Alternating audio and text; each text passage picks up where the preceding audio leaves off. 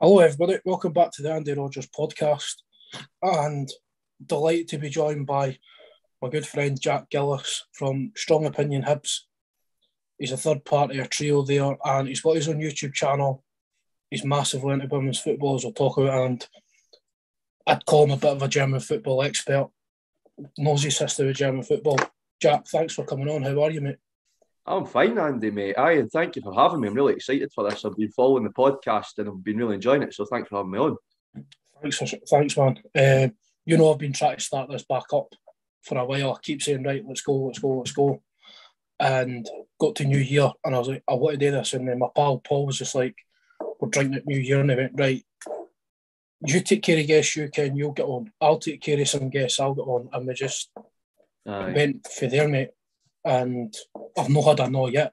So must just be right time, right place for folk. Aye, exactly. Right into yourself, Jack. Also, before we met, followed each other on Twitter. And massive Hibs fan. You've got your German football knowledge, but we'll get right into Hibs to start off with. You're 18 yourself, aren't you? Yep, I'm 18. Coming up for 19 in February. What was your first memories of Hibs and your favourite sort of players growing up? Aye, so my first memory of Hibs was my granddad. Actually, my granddad was a massive Hibby. You know, he used to sell chocolate round the side of the pitch when he was a lad down at Easter Road, and he actually remembers Hibs winning the league the last time in 1953. So it was all my granddad's stories or sort of earliest memory of Hibs, and also him basically cursing us every 5 minutes. I know. Calling them a bloody bunch of hoodies and saying they weren't as good as Laurie Riley and everything like that. So that's what I can remember. So my granddad's moaning about how we used to be, and also just talking about when he used to sell chocolate and getting lifted over the turnstile. So if he didn't have money, he'd tug on a guy's coat and say, "Excuse me, mister," and he'd get lifted over the turnstile. And he just all those stories, and then sort of growing up, the Hibs players I can remember like Derek Riordan, Gary O'Connor, all sort of that era. For me, so those are my sort of earliest Hibs memories of just my granddad, and that's my granddad made me fall in love with Hibs. Really, all his stories and all his memories is what really made me fall in love with Hibs. So he would have seen the best of the best. Oh, exactly. Aye, so he players we could only dream of seeing, the famous five, Pat Stanton starting to come through. Would have seen George Best and everyone, Yeah. Players. There's a funny story about Best actually. When my dad, my granddad took my dad to Easter Road to see George Best, and he says, "You'll see George Best playing the world." And actually, George Best was lying pissed in the Cali Hotel. He didn't play. Is that when he didn't turn up? That game never turned up. He never turned up. He was lying drunk in the Cali Hotel, and I think it was. I didn't think it was meant to be like his debut or that. It was just a game, and my dad was disappointed because he was only a wee lad at the time. I think my dad would only been about 7 or 8, and he was so disappointed because he didn't get to see George Best. That's brilliant. My dad's 61, so he's a Man United and Hibs fan, so his hero growing up was George Best. So he got to meet him luckily at Hibs. So I'm forever jealous of all that, because it kills me, because I look back at you like yourself, they look back at all videos of George Best and just go, is he an alien? Can we all think of Messi and all that now? Yeah, exactly.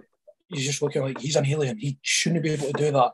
He's fat, he's drunk all the time, and he's spending his time shagging like Miss Worlds and all that. That's Georgie boy. But aye. So who's your sort of favourite player? Ken, we've all got favourite players growing up. Who's your main man? My main man, it's got to be. It's honestly got to be Derek Riordan. I always loved Deke. It's that era of Hibs, especially when he was young and when he was just up and coming. You know what I mean? So it's got to be Deke. Deke's my main man, and he's sort of again he's part of the reason I sort of fell in love with Hibs as well. You know, just the sort of awareness he had and his technique, and he's just such a big. And he was a Hibs fan as well. He's a boyhood Hibs fan. And, you know, he always wore his heart on his sleeve when he was out on the pitch as well. So, Deke's my main man. And looking at footballers in general, I'd say I was always made of a Messi man when I was a bairn. And obviously, before I got into the sort of hipster football, as we call it, before I started seeing guys like Jürgen Sparwasser, who was an East Germany international, Messi was my main man when I was a bairn. So when I was a wee lad, it was all about Messi. I had all the Messi T-shirts and the shorts. Mine when Messi had his own gear with Adidas for a wee while. I had the T-shirt, the shorts. I was always talking about Messi. I had all of that, and it was always all about Messi. When I was a bairn, and I always wanted to buy him on FIFA and everything like that. So I'd put in cheat codes so I'd get more money. So I'd be doing so this was back when I used to play FIFA, but when Hibs weren't in it, because obviously we were in the Championship. So I'd be playing as Inverness Cali, and I put the cheat codes in to get more money so I could buy Messi and everything like that for Inverness Cali. Just wanted Messi on everything.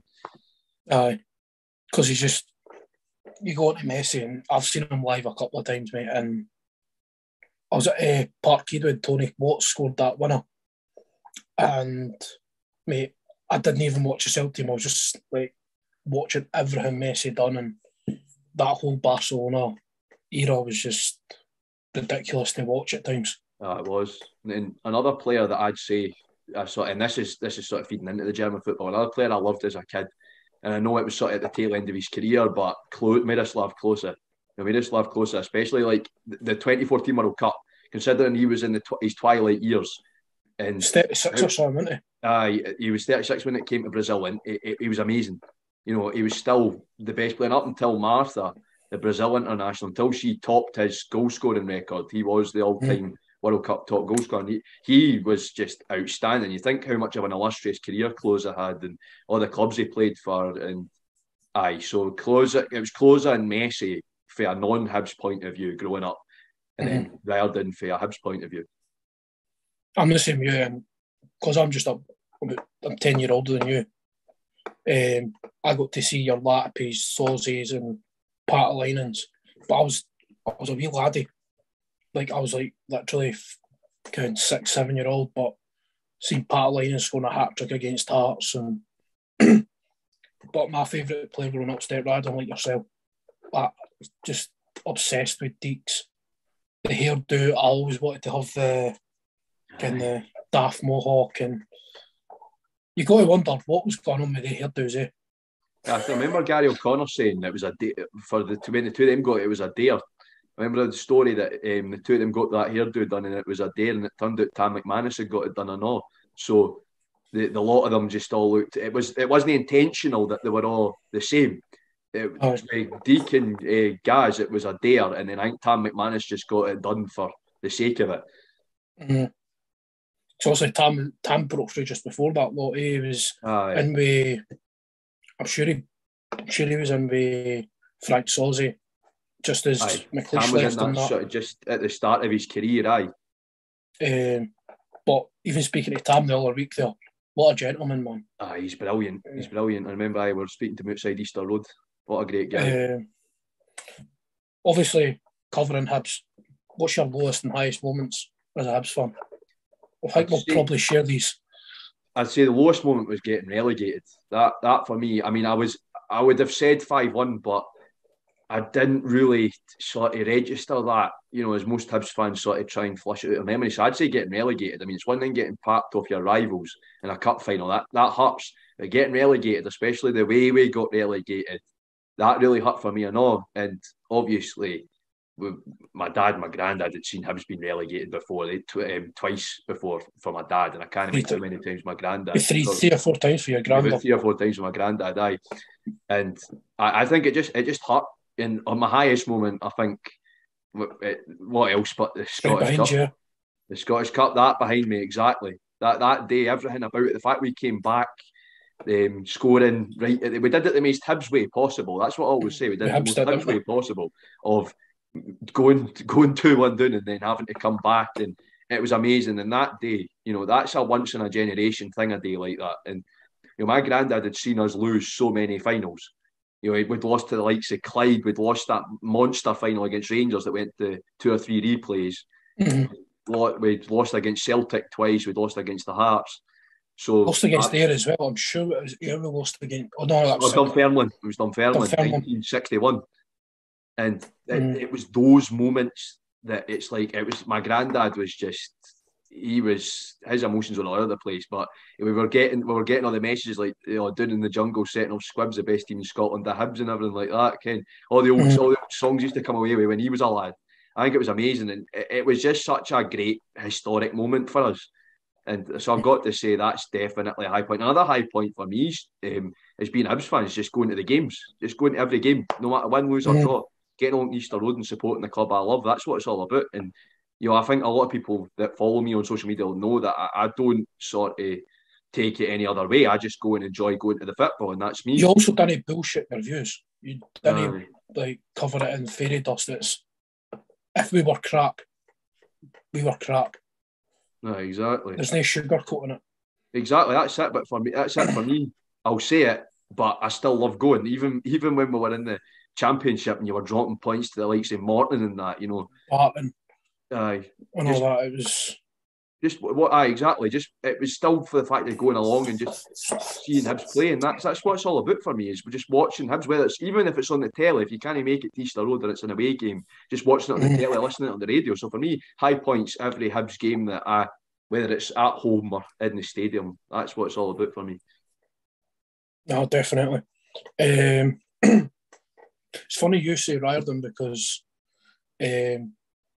Charlie, all-time favourites like John McGinn, but I think we've all got it. I think we've all got it for Super.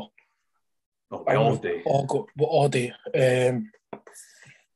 Like one of the highlights for me is meeting him on his last day at Hibs and gave me 5 minutes of his time to take photos of me and my wee cousin and having a bit of a chat. I could barely speak. I got complete cottonmouth. I was like, that. I'd imagine. The only thing I said to him was like, please, Danny, go to Celtic. You're better than that. So only thing I can remember. And he goes to Villa. I listen to it. You ken yourself. I always say he went to Villa because of me. Aye. That's it. He said, well, I'm not going to Celtic. He said, I'm listening to the big man. I'm not going to Celtic. But I just got to the games now. There's such a... I think it's changed a lot in the last couple of years. It's quite a harmonious. We're all together. It's always one. Obviously, can be toxic at times when we're not doing well. But I think overall, being a Hibs fan now has been... There's been low moments, but the last sort of since we won the cup, I think we've been on an upward trajectory. It's just been, beating Hearts and wins against Celtic and Rangers.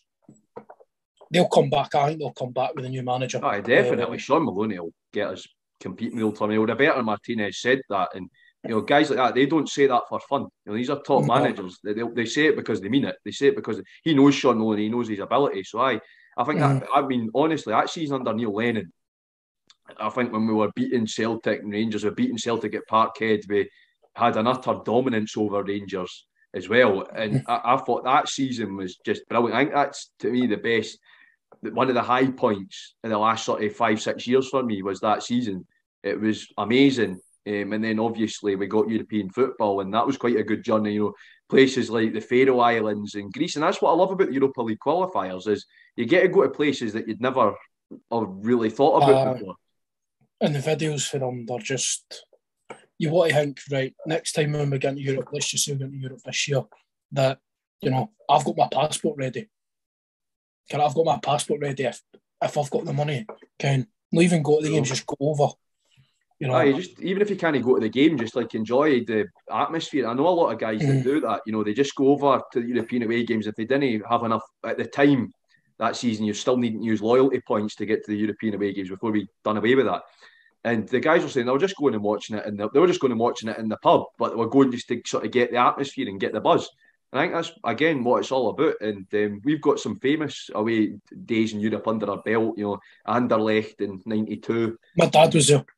You've got some amazing European away games, and you've got the ones like Dnipro, which I think created a great relationship between two sets of fans. You've got the foundation and everything. And unfortunately, obviously, Dnipro folded as a club, which is really sad. But that ones like that sort of really showed the better side of our support. Because again, our support can get a bit of stick sometimes, but they showed the better side that the guys went and they saw how bad things were over there, and they created that charity to really sort of help out. And funnily enough, when I was at the Scotland Ukraine women game at Hampden, World Cup qualifier, a lot of the Ukraine fans were mentioning that. As soon as I mentioned I was a Hibs fan, they were talking about the Dnipro kids and the new Dnipro club sort of the Phoenix club that just got promoted into the Ukrainian Premier League last season there, they want to still have a relationship with Hibs. I think that's brilliant. That's brilliant. It's what it's all about.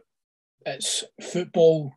People look over, especially the last couple of years, the last 2 years with COVID, people didn't realise how key football is to people like yourself, me, all our mates that go to the games. It's not even about going to the games.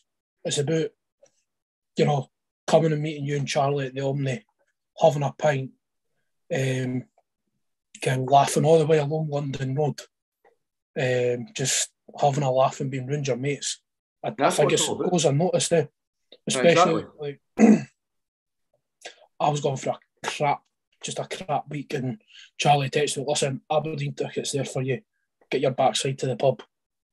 Exactly. And it was just like, no bother, mate.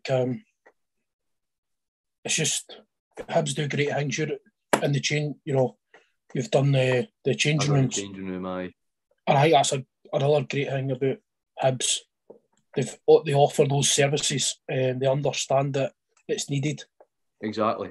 I think the changing room's been a godsend for me, because before that I didn't really know where to turn, and I've talked about it before. I was on the Long Bangers mental health chat not that long ago, and I was talking about it there. Is without the change room, I didn't know where I'd be. It really helped, and unfortunately it got cut short because of Omicron.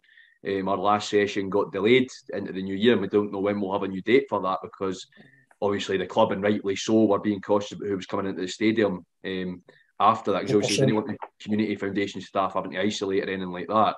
So it was just a bit unfortunate, but I think it was brilliant. What we talked about and how you felt you were comfortable in that space. I think it's absolutely fantastic. It's great that more clubs are rolling the changing room programme out. You've got Hearts doing it now, you've got Livingston, you've got Aberdeen, you've got Dundee United. So Rangers and Celtic aren't officially part of the programme, but they're running their own things.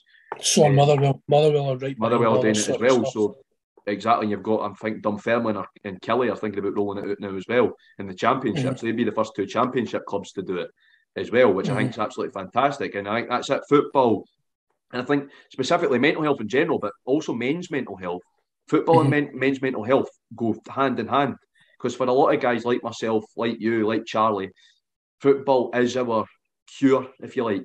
Going to football is how we improve our mental space. So if I'm feeling a bit down, I'll go, at least I'm getting to go to the game with Charlie and David on Saturday, or if Hibs men aren't playing, I've got the Hibs women game at the Almondvale, because I kind of a lot of folk that got the Hibs women games I know, so I can go and have a chat with folk, and of course I know all the players quite well, and I speak to the players after the games and all that. So for me, it's absolutely fantastic, and football is a massive one. I know the media are sort of very quick to look at the bad sides of football.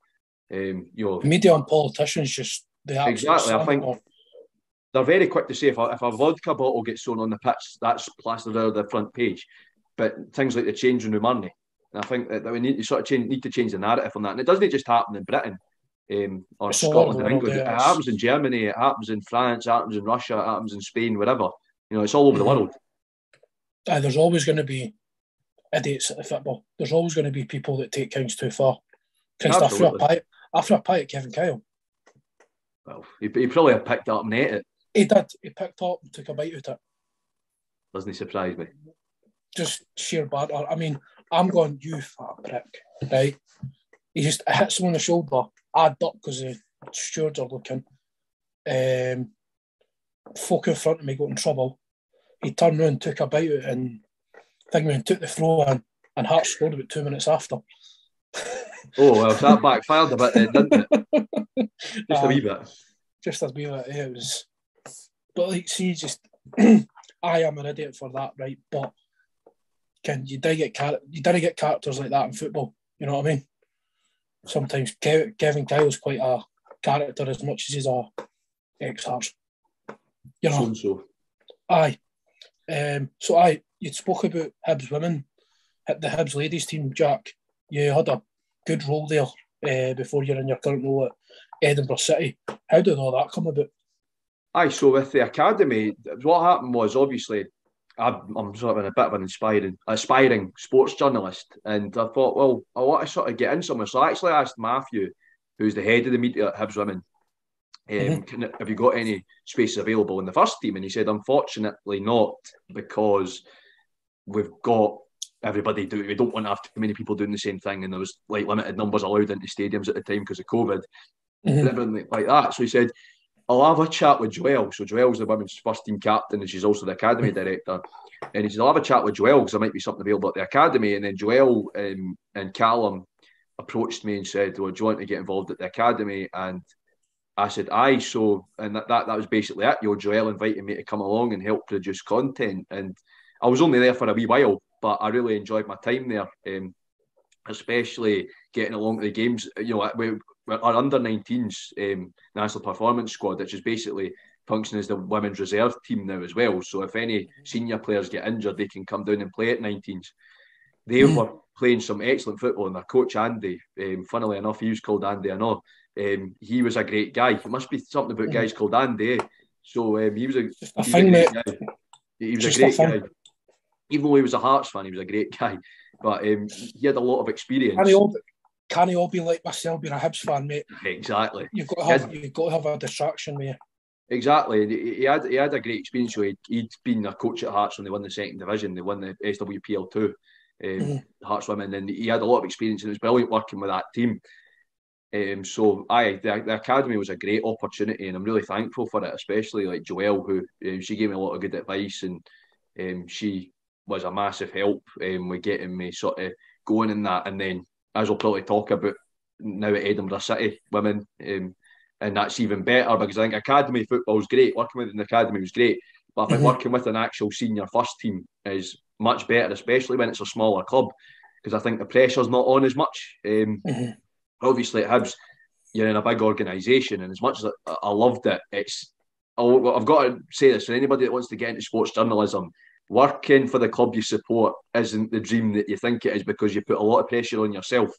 Because obviously, you want to produce like top content. You want to do this. You want to do that. It wasn't just yourself that went to Edinburgh City Girls. Obviously, you were followed down by, what's his name now? Dave Armstrong for Hibs TV. Dave Armstrong, commentator. He was at Edinburgh City first, so he went to Edinburgh City. He works with our men's team as well, actually. And I think, so Dave's sort of split between the two now. He's still commentating for Hibs TV, and he does comms for Edinburgh City, and obviously he's helping me out at Edinburgh City women as well. So, but the academy was absolutely fantastic, and it all came about because if you don't ask, you don't get. It's as simple as that. It all came about because I asked for a bit of experience. Matthew couldn't get me at the first team, but he did manage to get me at the academy, and I really enjoyed my time there, and I'm very thankful for the opportunities that everybody at the academy gave me. The coaches who were great at making sure that the players were available for interviews, making sure they were sort of conducting themselves right. So I'd like to thank the coaches for all their help, and Joelle and Callum for giving me the opportunity in the first place. It was absolutely fantastic. I was very privileged to be a part of the academy, even if it was for that sort of, I think it was about 4 or 5 months before I moved on to City. It was fantastic, and it got me off the ground, and I learnt a lot of valuable skills there as well. And also, like, as I seen on the first team name basis with Dave Armstrong, Tam McManus, that's, I was kind of standing there going, no way, like an actual ex-Hibs player knows one of my mates by their first name. I was just standing there going, yes, like buzzing. I was buzzing too, because I didn't. It's like the thing is, I'm getting recognised, and for once it's no in police lineups anymore. I'm kidding about that. But I think folk. That's it, because folk, like, I was at a Hibs women game recently, and somebody came up to me. I can't remember who it was. I apologise to the person. It was like, "Oh, you're that lad off of Twitter that does all this stuff with the women's football and that." And it's like, and it's been happening like at Easter Road when I was standing doing the bucket collection for the community foundation. Folk were coming up, "Oh, you're that Jack laddie off of Twitter," and everything. It's like it's an odd feeling. It's an odd feeling. It's nice. Very weird feeling. It's nice, but it's great that folk are coming up and saying, "Oh, we enjoy what you put out," and everything like that. So I think actually up in Twitter is just like, I'm a jack of all trades on Twitter, as folk that follow me will know. But I really enjoy it because I think Twitter's a great platform for me to engage an audience. And it's great because I've got loads of folk in. I've met a lot of fantastic people through Twitter. I know people from South Africa, Germany, Spain, America, off because of Twitter. So no, Twitter's a great platform, isn't it? It's gave I think content creators like yourself, you've got your own YouTube channel as well, Jack. I know you've just literally put a fresh upload this week because you've been that busy. It's not taking a bit of priority, obviously. Aye, because so with the YouTube channel, I used to be on it sort of regular. That was last year, and then I obviously got involved with Strong Ops lads, and then I sort of had my own podcast on German women's football, and I was with the chat Bundesliga lads, and then obviously my media stuff. So YouTube took a bit of a backseat. I'm still doing it because what I'm using it is it's sort of like a hybrid thing for me. So first of all, I'm doing the videos like you've just seen, like the one I've just put up about the best clubs from every state in Germany. I'm doing those sorts of videos just for a bit of fun and to just sort of give people a bit of facts about German football. And then I'm sort of using it as a portfolio as well. So I've got all the interviews that I've done with, I've interviewed half the Hibs women team now. And then so I've got my earlier interviews. So I interviewed a guy from a Russian second division club, FC Chaika. I interviewed a guy from Berlin lower league club, so Berlin Astralau, who play in the German 7th division. Levis Friedrichshain, who play in the Berliner Liga or Kreisliga, I think it is, which is the German 9th division, and then one from Turkemspor, which is like a Turkish ethnic club, in the Berlin Liga, which is the 5th division. So 5th, 6th division. So I've been doing all those guys.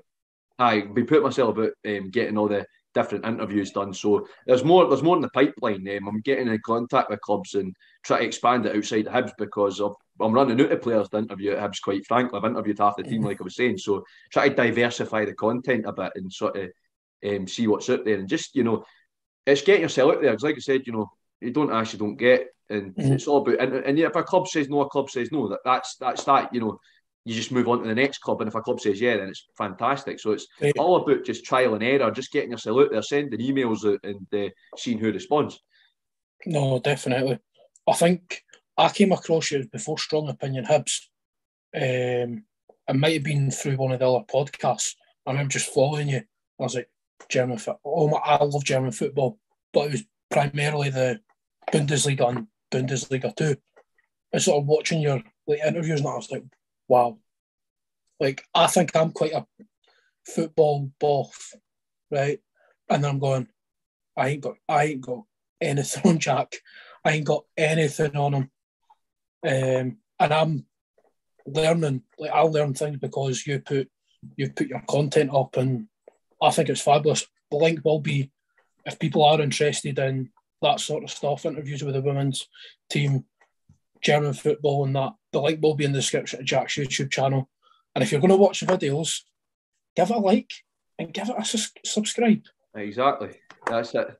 Because, like I said, just to sort of call it a bit of shameless self-promotion, is go get along with, because honestly, it's just it's unique content. Like, there's a lot of stuff on there that other folk just don't do, and I've got a lot of unique stories on that channel. So if you're interested in your football, get along and subscribe and leave a like, and you'll learn something. And honestly, you'll see the other side of players. I know a lot of Hibs fans that maybe I've just got into following the women's team or maybe don't know enough about it or a wee bit about it. Just watch the interviews of the players and you'll get to see a different side of them, especially my favourite interview that I did was with Siobhan Hunter. So I was a brilliant interview, mate. It's brilliant. Favourite Hibs women player, and it was brilliant. She was amazing. And also, I've got to say, Tony Malone, one of the Americans that's just come over, that is the most hilarious interview I've ever done. Tony's the most hilarious person I've ever interviewed. Because we had a good laugh because I kept teasing about the fact that she used to play in Austria and she can't speak a word of German even though she played in Austria for a year. And I was you can speak you're quite fluent. Yeah, so I'm quite fluent in German, and she couldn't speak a word. So we were joking about that. So that was good. And then you've got the other two Americans who've been on as well, Gabby and Alexa. So I definitely recommend that you come along and watch it. I know it's not everybody's cup of tea. Some of it can be quite niche, but if you're wanting to learn something new about football, get yourselves along to my YouTube channel, because I'm going to try and get a bit more out on it other than the interviews. I'm going to try and get more of those sorts of videos out like I done last week. So hopefully it's all about, this year's all about just getting myself out there as much as possible. Bit like my idea for myself this year. It's about getting myself out there, get better interviews, push, constant content out there, and just getting everything done. So, where did the fascination come from for German football, Jack? I always say this is a two-parter. So, because there's obviously the East German football and there's the German football. So Exactly. I'll start off with the German football, first of all. And it also came about because I just had like a general interest in Germany. And because I think it's a fascinating country and it's an amazing country. And a lot of folk, when I was at school, it was all about French and Spanish. And I was one of the very few kids that wanted to take German. And then I sort of fell in love with German football because you had like a Bayern Munich team, you had the German national team, which were amazing when I was growing up, especially in the 2014 World Cup when they won it. And that's where I sort of fell in love with German football. Dortmund, Leipzig, and that. Exactly. It's a hotbed right now. Looking at Dortmund and Bayern back then, for me, like, you know, Dortmund had Aubameyang and they even have Lewandowski back then. And when Lewandowski went to Bayern, you had that Bayern team. And that's how I really just fell in love with German football. I love Germany already. And the culture around German football and the atmospheres at the grounds and the players that the top Bundesliga clubs had, it was just amazing. And then, funnily enough, I ended up being a Hertha Berlin fan, which wasn't a top German club. They're more like a German Hibs, to be honest. I always say it. Yeah, you said that. That's how I sort of fell in love with Hertha. Is I went to Berlin with my dad, you know, because I absolutely love Berlin, amazing city.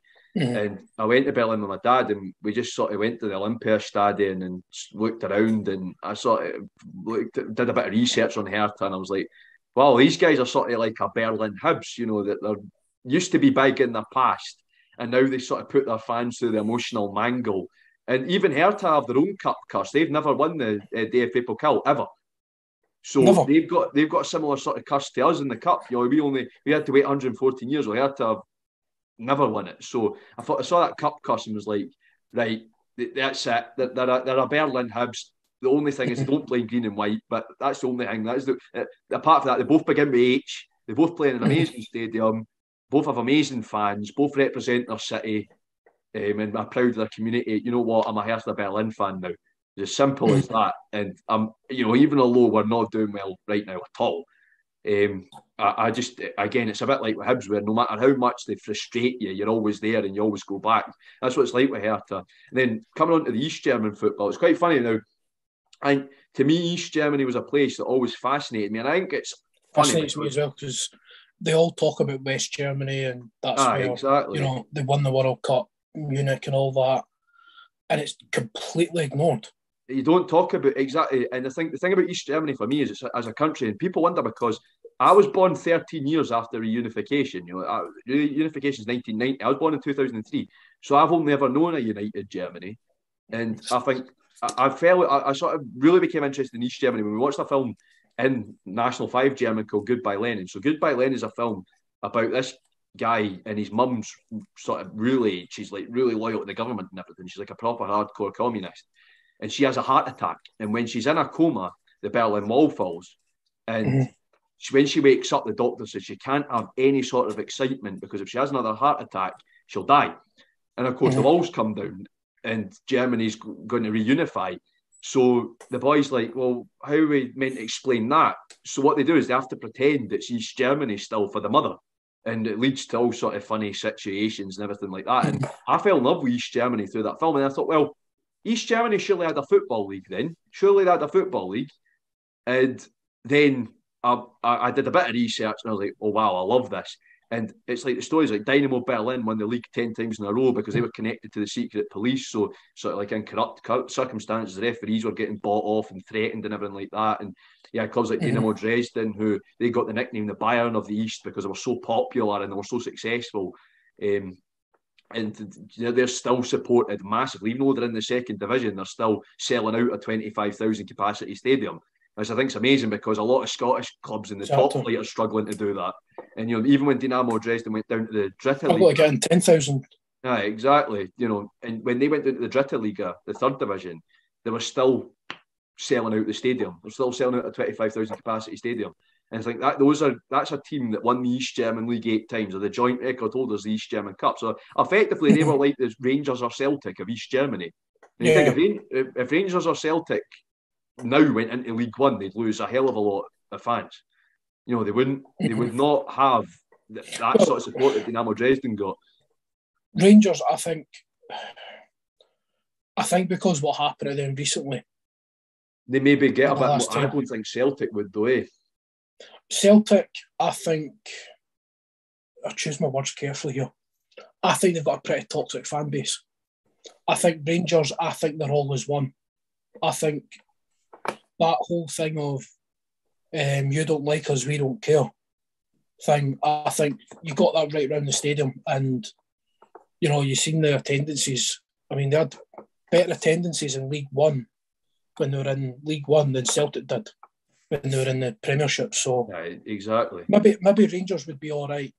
I think. Talk about Celtic. Aye, so and then looking at I sort of got more into East German football, and you start looking at the lower leagues as well, and like some of the names, like so West German teams usually have boring names, like you get like Fortuna Cologne or whatever like that. East German lower league teams, they had some brilliant names, like you had Activist Kali Vera Tiefenort, you had Activist Schwarze Pumpe, you had Activist Bariska Gluckau Semptenberg, but my favourite one from the East German lower leagues, a third division team now. Get ready for this.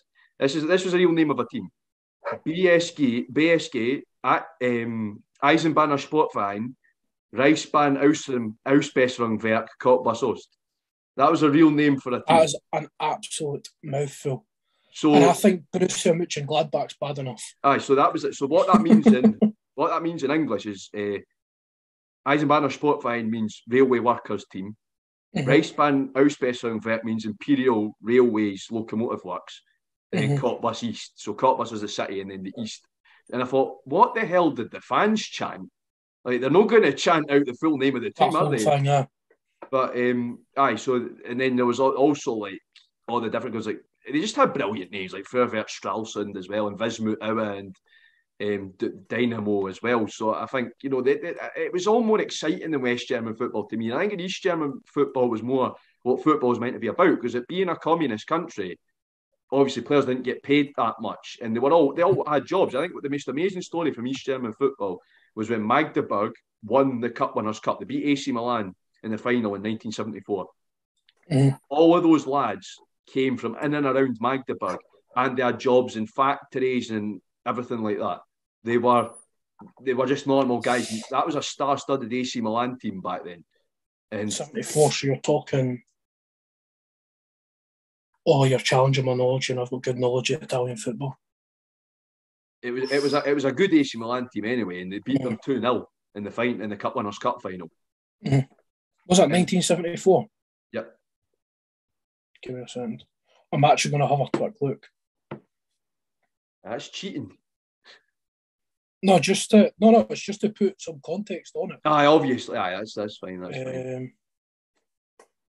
So 74, 75, right? You're talking.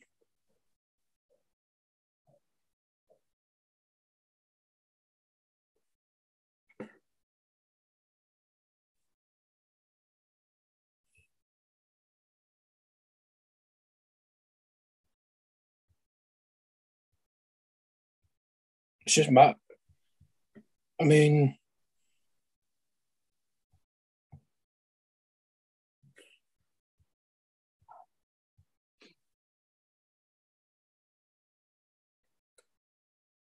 no, that's not a bad team at all. Not a bad team at all. They never won the league, but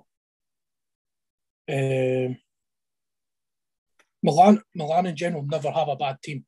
They never have a bad team. Doesn't matter how badly they're doing. And then these were guys in the Magdeburg team that, like I said, they've all worked in factories. None of them were very sort of outside the Magdeburg district. And they got to that. And I think that's it. And then another story I just loved from East German football is the East Germany-West Germany match at the 1974 World Cup. When it was like Scotland against England, and even more so that East Germany played in blue and white as well. You know, it's a slightly darker blue than what Scotland play in, but you know, so it was honestly like a Scotland-England match, and West Germany were just so arrogant going into the game, and East Germany won 1-0, and Sparwasser, who was part of that Magdeburg Cup Winners' Cup winning team, scored the winning goal, and it was a massive big shock that East Germany had actually beaten West Germany. It was even better that it was East Germany's only ever World Cup as well, in 1974. So I think all those He's right enough. They beat. Yeah, of course. So all those sort of stories were just, that's what made me fall in love with East German football. And even though I'm a Hertha fan, I always keep up with all the East German teams and see how they're getting on in their various leagues now. Sadly, a lot of them are in the lower divisions now, which is a shame considering their histories, but I still keep up with them. And I always said if I wasn't a Hertha fan, I'd probably be a Dynamo Berlin or a Dynamo Dresden fan. So, aye. It's a proper underdog story with those teams as well, because the money monopoly that will be in German football they just didn't have it. They weren't used to. They went into a system that they were not prepared for. So obviously, being in a communist country, everything was owned by the government, and they just didn't get much money. They only got funding for what they were attached to. For example, Dynamo Dresden were the police, so they got funding from the police. Or Chemie Leipzig were for the chemical factory, so funding for the chemical factory. Locomotive Leipzig were the railways; they got funded by the railways. Yeah. So that was it. And then when the wall came down, they weren't ready for sponsors and buying players. And that's it. Loads of East German players like Andreas Thom, who Celtic fans all know well. I remember Andreas Thom. He got bought by Bayer Leverkusen. He was the first East-West transfer. Players like that who were absolutely outstanding. Matthias Sammer, Stefan Freund, all of them were East German. Stefan Freund. He started out at a little club called not a little club, they're actually a decent sized club at the time, Stahl Brandenburg. They're in the 7th division now. He started out at Stahl Brandenburg. He got bought for just a tiny amount of money, and look at the star player he became, and and that was it. That was all these players, and it's because their clubs are in the head, and that's why East German teams have struggled. They're always playing catch up because they were in a system they were never prepared for, and also the way it went. Yeah, of course. You had the last ever East German League in 1991. That's when that finished. So obviously the league went on a year after the two Germanys went back together. And there was only 2 places awarded for East German teams in the new Bundesliga. So only two of them went in, and that was it. Dynamo Dresden and Hansa Rostock. And the rest of the teams just got scattered about the Bundesliga 2 and all the lower leagues. And you think that was a problem straight away. They should have merged the leagues together. They should have created a new league system and merged the leagues together to give the East German clubs a fighting chance. So I've always said that was one of the main things that screwed them over. And with German football, obviously Bayern, the Dortmunds of this world, Leipzig are owned by Red Bull. Also, Leipzig are from the East, but it's different for them because they've got the Red Bull sponsorship. They are absolutely despised, especially by other East German clubs. Dynamo Dresden, especially. I think the reason Dynamo Dresden have a particular hatred towards RB Leipzig is they always view it as the fact of it really should be them in that position instead of RB Leipzig. So RB Leipzig, basically, it was very sleek at how Red Bull went about it. So in Germany, obviously you've got the 50+1 rule. So the fans must own 50% of the club plus one deciding share. And what RB Leipzig did, and you can't have teams are not allowed to be named after companies unless it's like a historical link. So Bayer Leverkusen are allowed because they were the Bayer Chemical Works team since 1904. So anyway, RB Leipzig. So there's a connection. And Wolfsburg are allowed to have Volkswagen because they've been the Volkswagen Works team since the 30s. So RB Leipzig come along, and Red Bull basically was like, right, here's this lower league team in Leipzig. They took over a lower league team called Machranstedt, who were in the fifth tier at the time. They just took them over and changed their name. Now, to get around it not being called Red Bull, to get the RB, they called them Racing Ballsport Leipzig, which is Lawn Ball Sports Leipzig. This is a ridiculous name, but they only did that to get the RB. And that's it. And Dynamo Dresden, I can remember, Dynamo Dresden played them in the Cup a few seasons ago. And I remember. RB Leipzig were 2-0 up and Dynamo got it to 2-2 and they put them out on penalties. But I remember beautiful. Distinctly a severed pig's head being thrown on the pitch by the Dynamo Dresden fans. I love that. It's proper Luis Figo, Catalan. Because that's how angry they were. And, I think, and then there's a big banner saying, you can buy all the success you want, but you can never buy tradition and everything like that. And the funny thing is, the joke's on RB Leipzig because they've never won anything. They've never won any major trophies. They've won the Saxony Regional Cup once. So in Germany, you have to, if you're if you're outside the top half of the third division, you have to win your regional cup to qualify for the DFB Pokal. So it means every part of Germany has to be represented in the Pokal. But yeah, RB Leipzig, that's the only thing they've won. And I think it's hilarious that they put all that money in and they went about it in such a sleek way. And I think to me it's just called karma that they've still not won any trophies. And Lokomotiv Leipzig are still, if you look at silverware, the most successful club in the city. I think Leipzig, if you take away, the sleekness, they got the former Hoffenheim and Schalke coach in Ralf Rangnick, who, if you take away the sort of thing with Leipzig, he's an absolute genius over there. He's a genius. He is a genius. I mean, they do, when it comes to like recruitment and the selling of players and how they do it all, it's brilliant. But the way Red Bull went about it, the only reason I sort of got into that is because they were forced to take away the Red Bull. They were forced to take it away a couple of years ago because Salzburg and Leipzig being in the same Champions League group. And I was like, right, I need to have a look into this because I don't understand it. Yeah, and then that's where I sort of knew where I was just like, you dirty, dirty bastards. Exactly. That's what I thought when I read about it. I thought, you are horrible. Exactly. And Salzburg is a story in its own. So you had Austria Salzburg, which is a massive club in Austrian football, and they hit hard times. And guy who owns Red Bull, Mateschitz, screwed up in Salzburg, and he was like, right, I'll take the team over. And all the fans were like, oh, brilliant, he's going to be a saviour. He turned them into Red Bull, changed their colours. Now, Austria Salzburg's traditional colours are purple and white. Yeah. The only purple, and this was what he did to the fans. I think it was a massive slap in the face. The only purple and white thing he put on the kit was the goalkeeper's third socks were purple and white. That was it. That's the only purple and white thing they got. The goalkeeper's third socks. It's like what that Cardiff owner tried to do. Exactly. Went for blue to red, and you're just going. It's just, and the thing is, so Austria Salzburg fans then went and created their own Austria Salzburg, and they're in the Austrian Bundesliga 2 right now. So hopefully they get promoted, and we'll get a Salzburg derby. We'll get a Salzburg derby next season, which would be absolutely fantastic. No, I know that like the Red Bull thing. It just always stays in my head that Leipzig are absolute scum. Oh, they hate Leipzig them. And Salzburg are just absolute scum for what they've done to the clubs.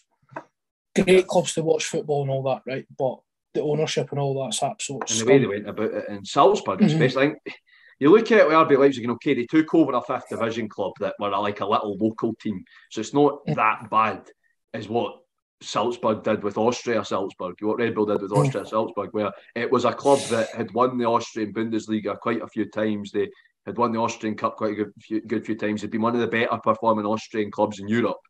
So there was a big difference there. And then it was just one of those things. And now they've dominated Austrian football as well. Now, and it's a shame because the Vienna clubs have both went massively Rapid downhill. Yeah. Rapid in Austria, and then other ones like Admira Wacker and SK and St. Pölten, sort of the big Austrian teams like that, clubs like Blau-Weiß Linz, clubs like Sturm Graz, they've all went massively down the pan. And even, I think RB Leipzig have done it to a lot of big traditional clubs in Germany that would be up there challenging, like Mönchengladbach, and even the likes of, but you look at Kaiserslautern, they're in the third division now on the brink of insolvency. They've been at the brink of insolvency twice before. You get your Fortuna Dusseldorf, your Hamburgs, clubs like that, so I think it's so sad to see, and it's not just happening in East German football. So you've got your Kaiserslautern, your Hamburgs, your Fortuna Dusseldorf, your Werder Bremens, they're all having financial trouble now as well.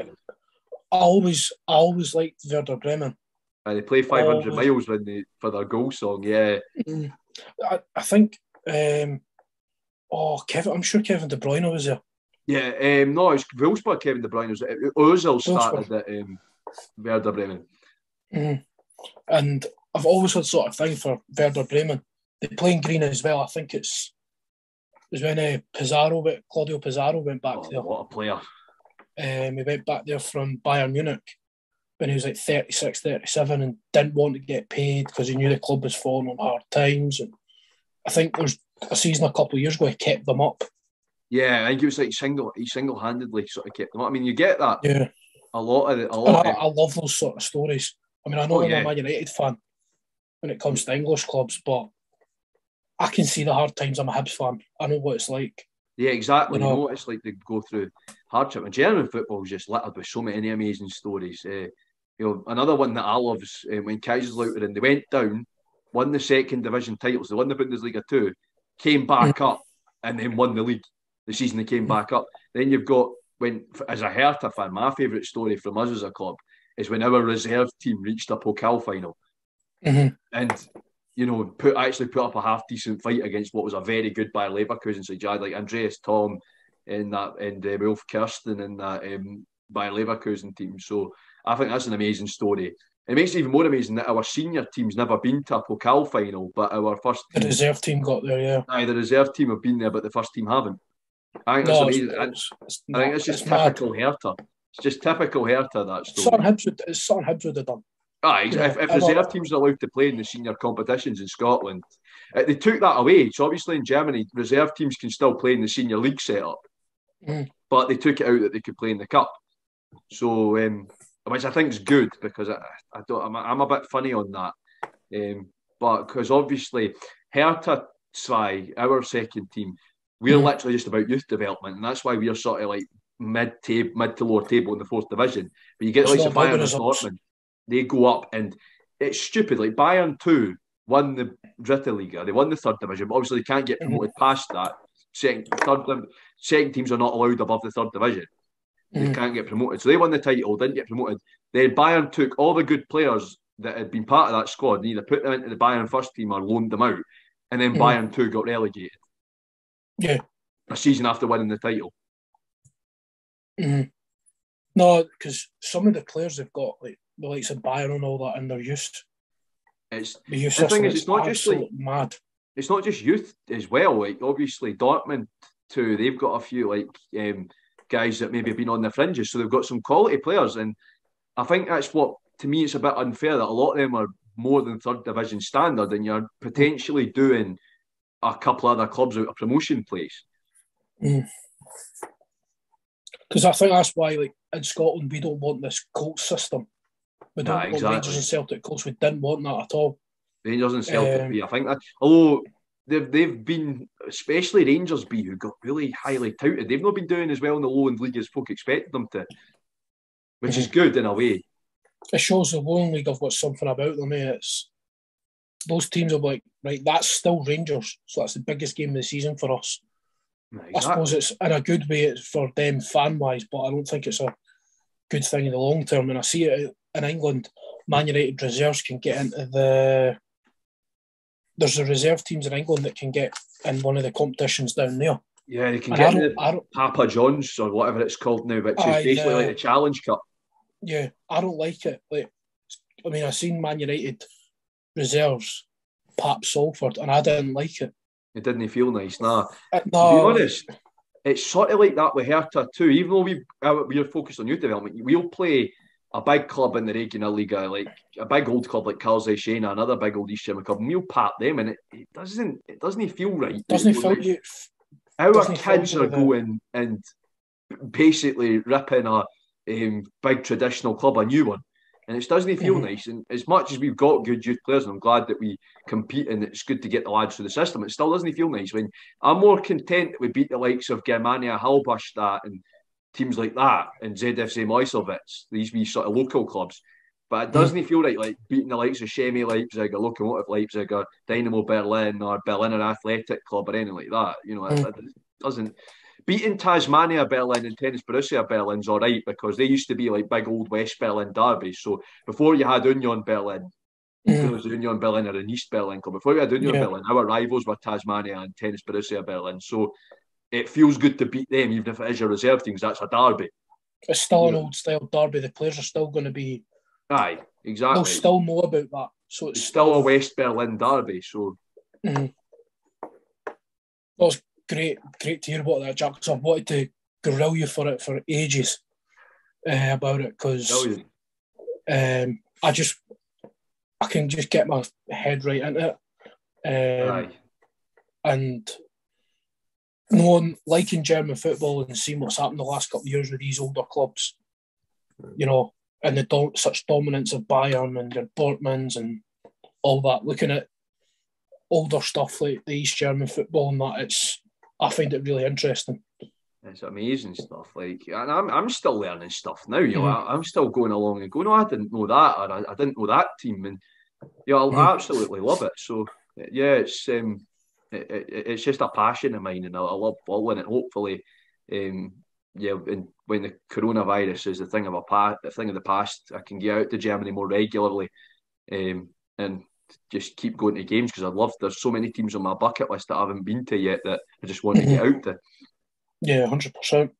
So moving on for that, Jack, your work with Edinburgh City this season, after leaving Hibs, how's that been? How's the club treated you? And I've seen a lot of stuff on Instagram and your Twitter, working at the games and doing the coverage at times. Yeah, it's been absolutely amazing. First of all, I've just got to say, thank you to Dave for the opportunity. It was Dave that approached because I was actually looking around a few clubs after I left Hibs, thinking, right, I really want to sort of get more media experience, and I'd actually thought, I want to go more local. So I tried Livingston, but unfortunately Livingston women didn't have anything available. So I thought, I know Dave Edinburgh City, so it was a bit of a stab in the dark for me. Like, I wonder if they'll take me. And Dave invited me along to Edinburgh City against Livingston at the Almond Vale, which was a great introduction for me because I'd never watched third division football. So Edinburgh City women playing the SWF Championship South, which makes up the women's third division. And I'd never seen it before. And it was brilliant because it was a 3-3 draw. So I thought it was a good introduction, and I wrote a match report from that game. And Dave liked, and I did some interviews, like some recorded interviews for the programme, Edinburgh City programme. Yeah. And Dave liked it so much that he just invited me back, and they've basically been stuck with me ever since. But I love it. They're fantastic people at Edinburgh City, right? For Jim, the chairman, all the way down to Dave's an amazing guy. I think most Hibs fans. He's a lovely guy, man. Dave Armstrong, nicest guy you'll meet. The players have all been fantastic. The players are absolutely amazing group of girls. They've all come from sort of like big clubs, youth academies as well. So a lot of the girls that actually played at Hibs Academy, like our captain Rachel Connor and Hannah Preston. So some of our best players. I've heard of Hannah Preston. Some of our best players, Nicole Rutherford as well, have played at Hibs like at under 19 and under 23 level before they've come to us. So we've got a fantastic group for the third division, and they're an amazing group of girls. Like, honestly, I can't sing their praises highly enough. Not just for on the pitch point of view.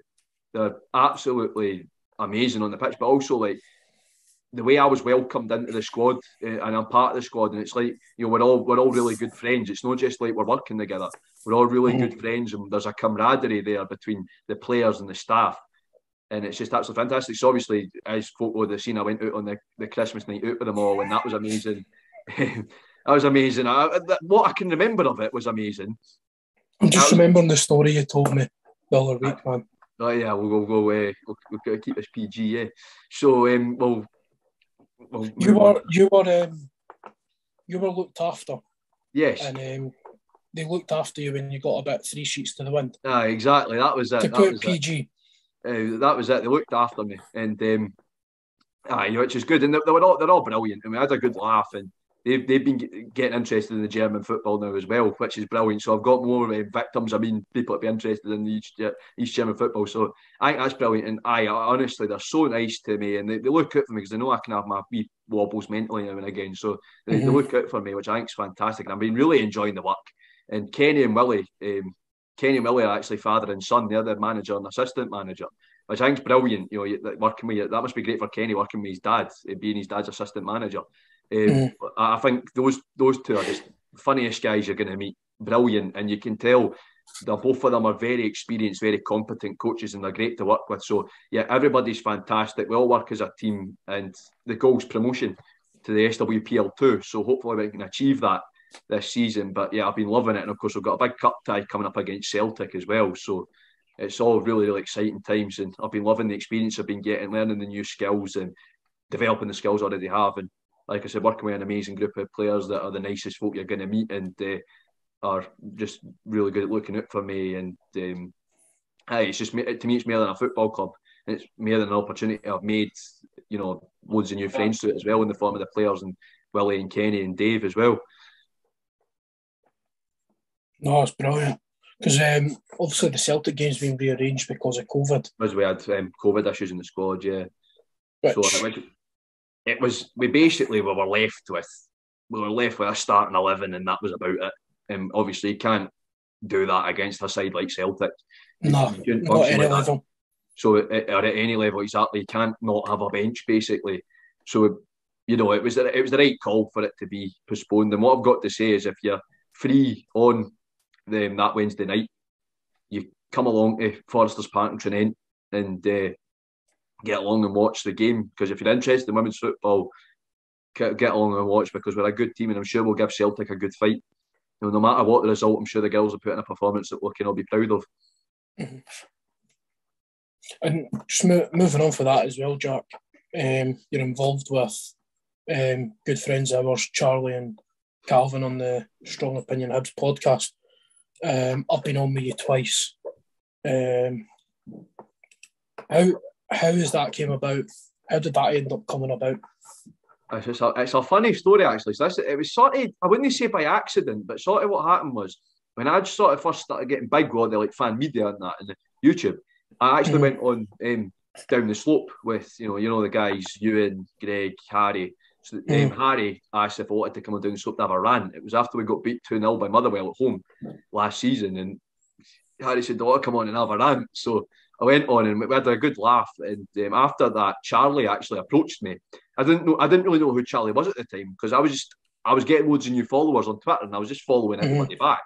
And I didn't really know who Charlie was at the time. Charlie said, me and my mate Calvin have a podcast. Would you like to come on? And it was during the international break. So we sort of viewed like how all the Hibs players have been doing. So obviously Gogic got his first Cyprus cap at that point. You had Marciano away for Israel, and you had Nisbet. Nizzy McGinn. Was Nizzy with Scotland at that point? Aye. And you had McGinn and Hanlon away with Scotland as well at that point, and all, because Hanlon had just right, so it was then, yeah.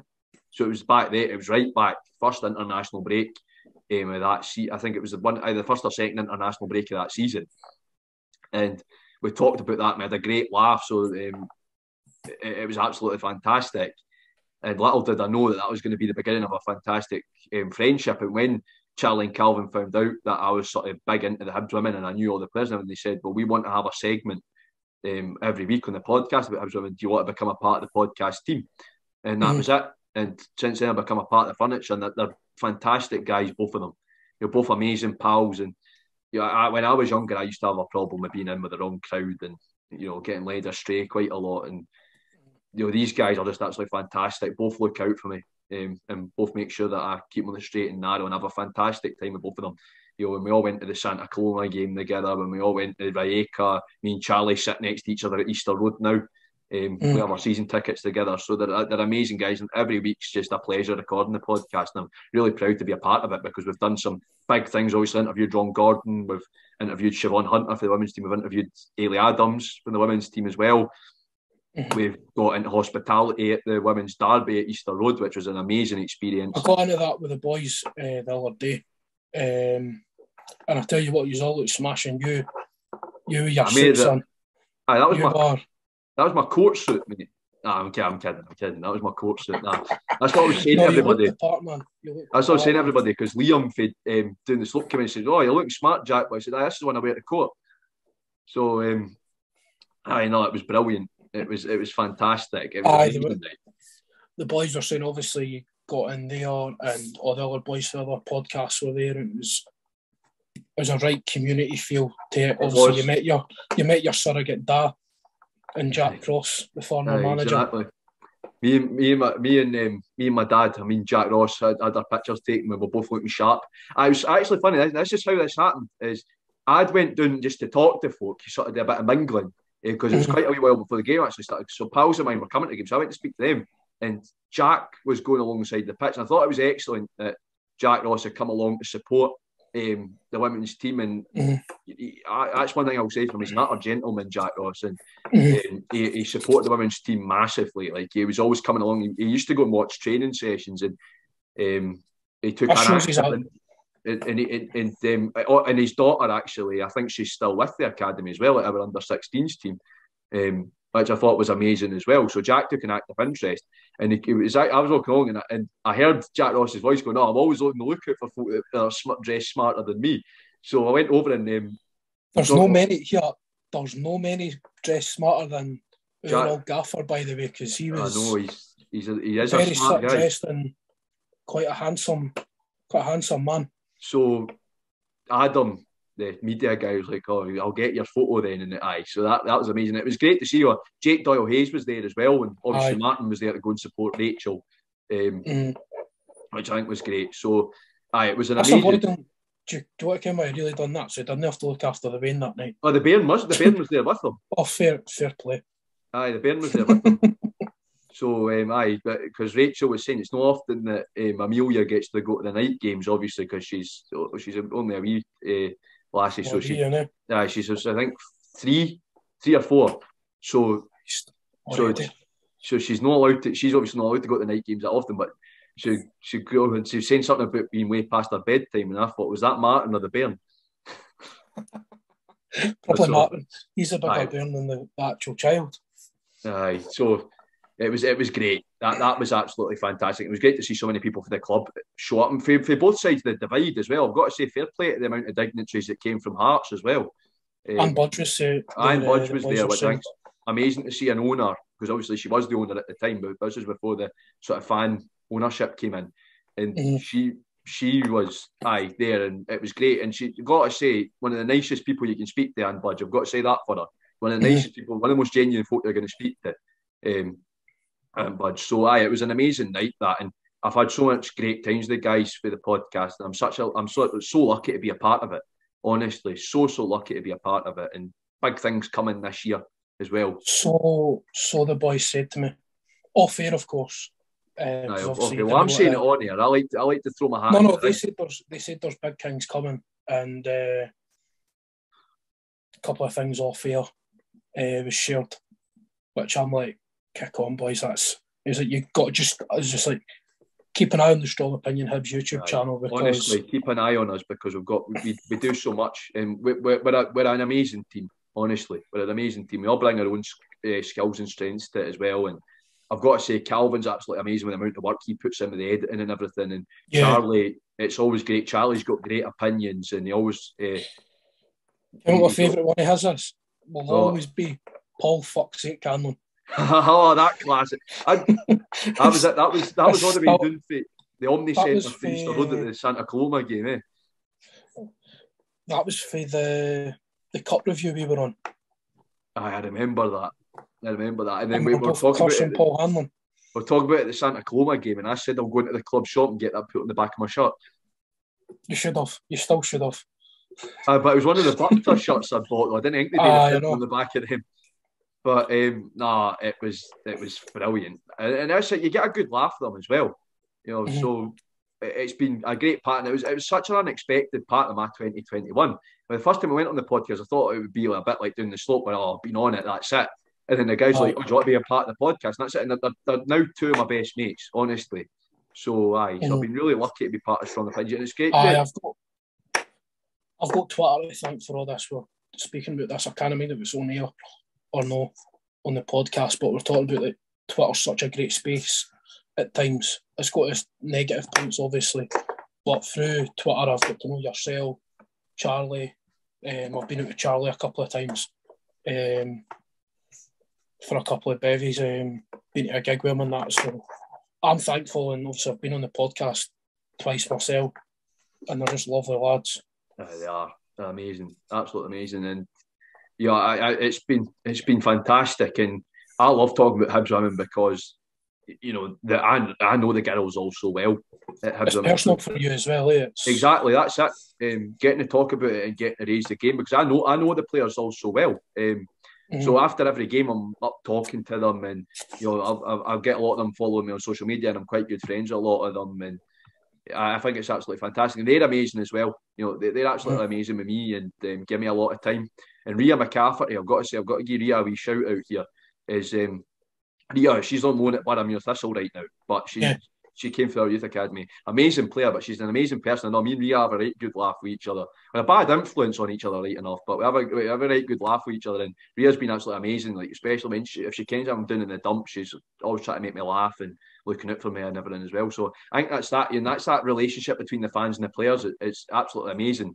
And, so after every game, the players always come and speak to me, especially the Americans as well. Like Alexa and Tony, I always get a good laugh for them after a game, and it's just that's it. And I think my favourite picture for Hibs winning game is me and Siobhan with the scarf after we won at Tynecastle.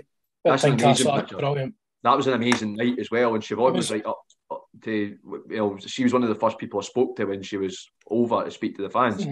And so she was amazing in that game, especially when she knee slid over the Jambos and shushed them after they started booing her when she scored, because she's Hibs through and through, Siobhan. And yeah, so it's just amazing. They're fantastic. They're a fantastic group, and they're a credit to the club. All of them are a credit to the club. That photo used to, it's just like Tynecastle, we own this shit. Exactly. That's Tynecastle, we own this place. That's what that picture sort of said to me. You see that and you're just like, we run the Edinburgh Derby. Yes, I think that was 4 in a row now. That's 4 in a row we've won. You must be a lucky charm, Jack, they 2 games. Aye, there you go. Those 2 big wins, 3-1 and 3-0. But to be fair, before there was one in lockdown at Ainsley Park, we won 7-0, I think it was. Aye. Or 6-0, sorry, it was 6-0. It was 6-0. I followed that on Twitter and I was like, come on, get something out. I'm not massive into the women's football, I'm totally open with that. But, you know, when we're playing the likes of Hearts and Celtic, Glasgow City. Well. You've shot it. Aye. That's it. A lot of people say that, but I think it was amazing because there's people that went to that game at Easter Road against Hearts that have now started coming to the games at the Almondvale more regular now. I know. Which I think is fantastic. And I think that's a fantastic ground for us to be playing in, because in terms of facilities and in terms of the pitch, that is the best ground in the women's top flight in Scotland right now. Because Rangers and Celtic both play. Celtic play at Airdrie. At the Excelsior, which I don't think is that great of a ground, to be honest. It's all right, but and then Rangers play at their training centre, Hearts play at the Orium, and then Motherwell play at, I can't remember the name of the stadium that Motherwell play at, Glasgow City, and I think it's Petershill Park. Motherwell women play at. That's in Lanark anyway. It'll have to be. Aye, it would be. Then you've got Spartans at Ainsley Park, obviously, and then you've got Hamilton Accies play at New Douglas Park anyway. So they're the only team in the division that regularly play in their men's stadium. And then but they've got an artificial pitch. So that's how you can do it. Aberdeen split their time between Brechin and the Cove Rangers Stadium, and then you've got us at the Tony Mac, and then Glasgow City used to play at Broadwood, but they're playing in Glasgow now, so there's somewhere in Glasgow. I think it's Partick Thistle's sort of reserve pitch that they're playing at now, where Partick Thistle women play and all. So, it's great that we've got that sort of standard of stadium in the top flight, because Livy is an amazing ground for the women's top flight, and because it's Premiership standard, isn't it? It's Premiership standard, and it's a great pitch in terms of the women's top flight to have, and that's what I've noticed. It's been giving us a bit of an edge at home, which is good. So, and it's been great following them this season. I've been to every game, every home game, and the League Cup semi-final that was played up at Forth Bank. You, Charlie and Calvin were there. It was unfortunate the way we lost that, but we went going 1-0 up and you start to dream, and then we did the typical Hibs thing of Hibs. But it was a great day all the same, and I went and spoke to all the players after, which Alexa said that it cheered them up a wee bit. Me coming around and being my usual self, being cheeky as per usual, having a laugh. You in that bucket hat, boy. Exactly. That's sort of That's what it was like. I said I was dressed like the 80s, and Rhea was there. Rhea was there in her Barramure kit. And she says, right, now that I play for Barramure, you need to get a purple bucket hat. Well, tell her to sort you one. Aye, I will. See, I want a Barramure Thistle bucket hat. In fact, I'm going to do that now. I'm going to ask for a Barramure Thistle bucket hat now. I have to. Or get her to get a purple one. She don't know if they've got merch here. Aye, exactly. So, that's it. Hibs Women's been absolutely fantastic, and that relationship between the fans and the players is amazing. And they know it. They know the regular fans. Like, you get that now. Like, so you always get, if you're sitting in the stands, they'll wave to you when they're out on their warm up and everything. So I think that's amazing. And also, I've been lucky enough that I know a few of the players at the men's first team I know. So me and Jack Ross were on quite good terms before he left. And Ken Adam, the media guy, and I've been recognised by Chris Mueller. When he came out. That was quality, man. So I got my photo of him. So so I know a few of the first team players and all. And Big Matt Macy's on my list. I need to get a photo with Big Matt Macy just so I can have a height reference with him. You know what I mean? Mate, he's 6'8". I'm 5'11", so I'll probably look short next to him. Aye. So you're taller than me. Aye, I'm only 5'8", 5'9". I'm going to look, and I'll still look like a midget next to Macy. So but it's been fantastic. I just love it, every minute of it, and that's part of it. And doing the bucket donations with the community foundation as well. That was fantastic. Big props to you for that, man. Honestly, because especially the weather in the Motherwell game. Callum said to me, "Jack, are you sure you want this?" I said, "Aye, you know what? I'm doing my bit for the community." And that's it, because that's what Hibs are all about as a club. That's what we were founded on. That's the principles we were founded on: charity and helping out the community. So I think that's what it's all about for me. And that's all through because of the fact that I'm on Twitter and I'm quite active in the fan media, and it's my privilege to be a part of that. And I'm very lucky that I'm such well involved in the club I love. You're humble as fuck about it, by the way. Like, you're proper humble about it. Like, a lot of people. I'm very lucky because, I've not made any bones about it. A few years ago, I wasn't in a very good place in my life. Before COVID, and then during the sort of first part of COVID, during the first lockdown, I was in a good place. It was hell. It was, and I was in with the wrong crowd. I was being a bit of an arsehole. I'd left school, not really knowing what I wanted to do with my life and everything like that. And now I've turned it around, and that's it. So I am humble about it because I'm thankful for it. No, 100%. I think that's probably the best thing about you, Jack. You're so humble about everything. You're thankful. There's always a please and a thank you with you. And it's so refreshing to see somebody your age as well. Because I know at 18, you can go the other way and be like, nah, F you and F you and F you. Aye. And that's, you know what I mean? It just isn't in my nature to be like that. Do you know what I mean? I also say, my granddad, God rest him, who got me into Hibs and everything, I'm like, people will say that, you're so like your granddad, and that's it. I learnt off of him, and I learnt off my dad as well. My dad and my granddad are the two biggest influences I've had in my life. And they're the guys that have got me to where I am now. So I'm very thankful for my dad and my granddad. And I know my granddad will be looking down on me and going, "Oh, look at what he's been up to." So, we're both should be making them proud as well, isn't it? Exactly, that's it.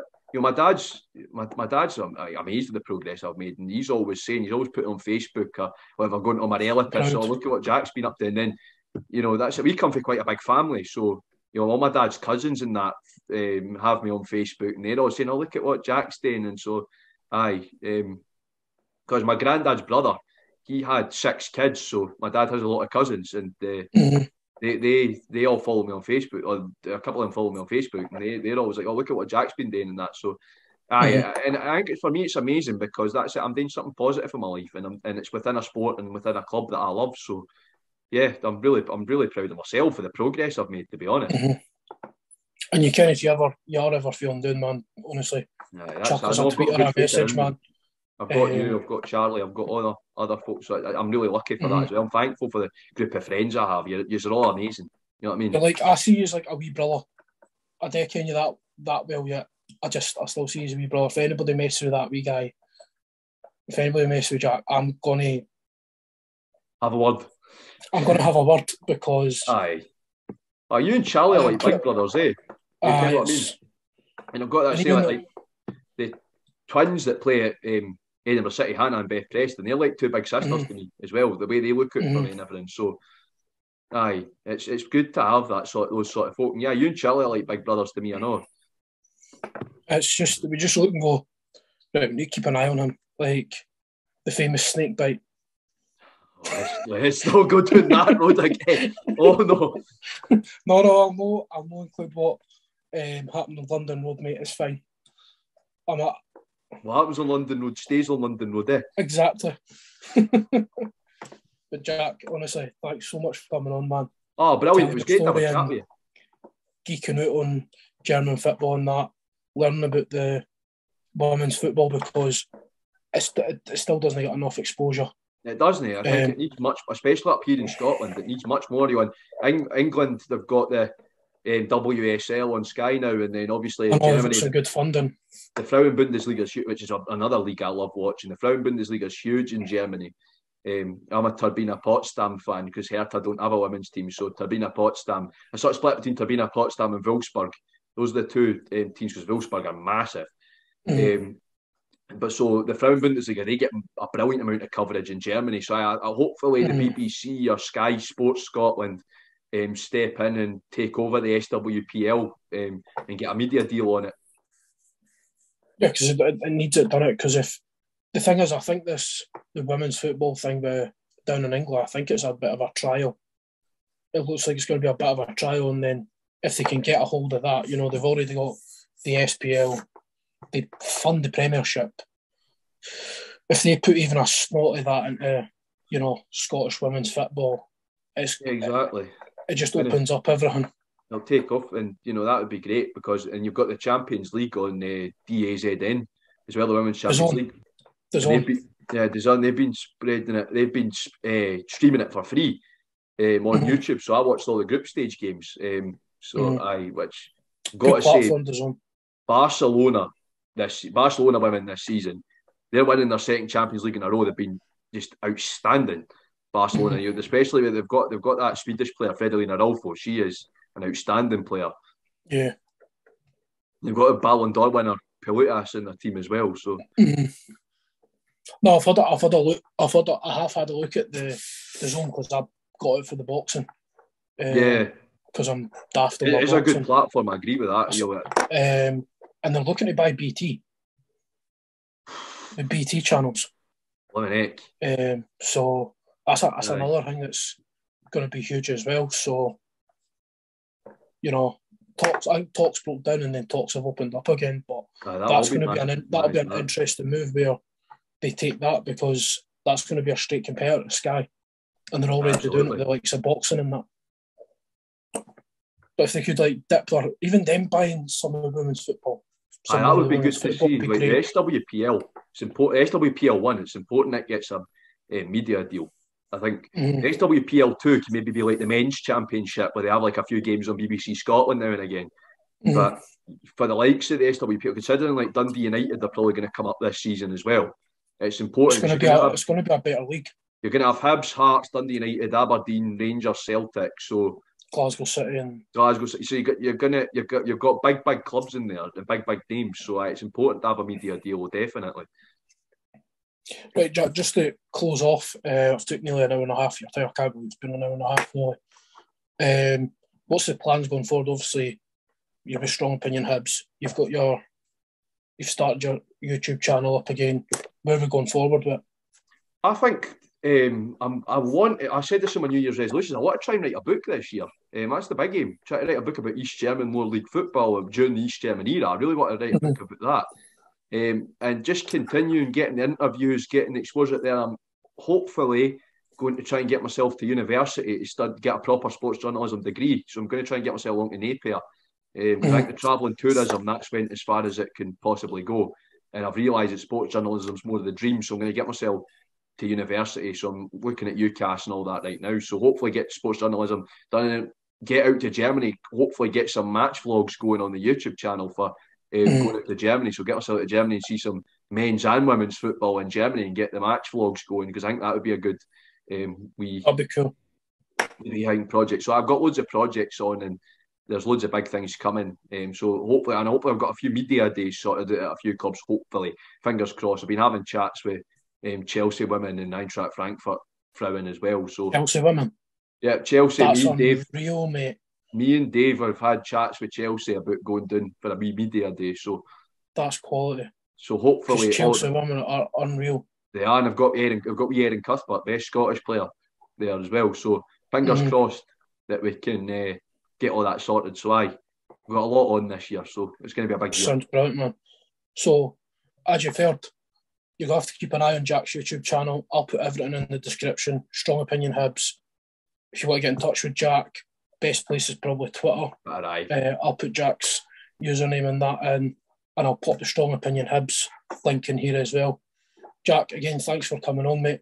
It's been an absolute pleasure the last hour and a half. Just a brilliant hour and a half listening to you. And sure we'll see each other very soon. Yep. Thanks for having me. Thanks very much, Jack.